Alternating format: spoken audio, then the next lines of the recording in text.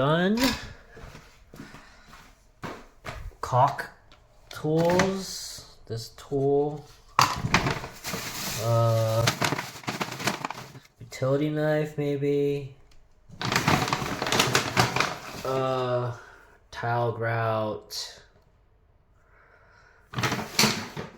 towel, scissors, and this grout removing tool. So all you do is go into the thing and go like literally just back and forth like that. You scratch it out with a little pressure. Try to get as much grout as out as possible if you can. If you can't, then you might need a Dremel tool. In this case, I have a little water, so I have to do this. Get the water out. And right here, I scraped all of it off, as you can see here, so there's no more grout. So I'm gonna bead silicone bead, because the last contractor did mine did a bad job. Yes, bad job. This thing's really wet. See how wet it is? So I gotta I think I might seal this with caulk. Oh man, there's a lot of. See how wet it is? You see the water thing? That's not good. Water is under the thing. I let it day dry too. I cleaned this too. It was all red and stuff, so I sprayed it with hydrogen peroxide.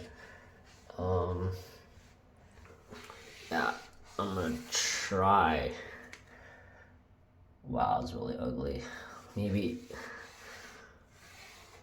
Well, I have to worry about. You don't have to worry about wearing a mask or anything, because a caulk in your lungs is really bad. But I recommend you wear goggles and a mask, just in case if you're just grinding and there's a lot of caulk dust. Man, there's a lot of water here. You see the water? The shininess? Yeah, I'm gonna do before and after. Okay. Well, there's a lot of the little pieces of rocks and stuff. This has to get changed after. See, the grout doesn't really match the color, but not grout, chalk. I chalked that side. I should chalk the back here too. Maybe in the future it breaks. And then I chalked all this. You see how the color's different? It's more white. Yeah.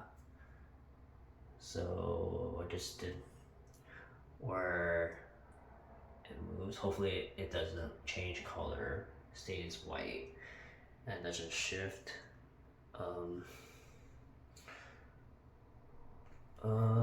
Yeah, wasn't as bad. I gotta wait for a 24-hour cure. So yeah.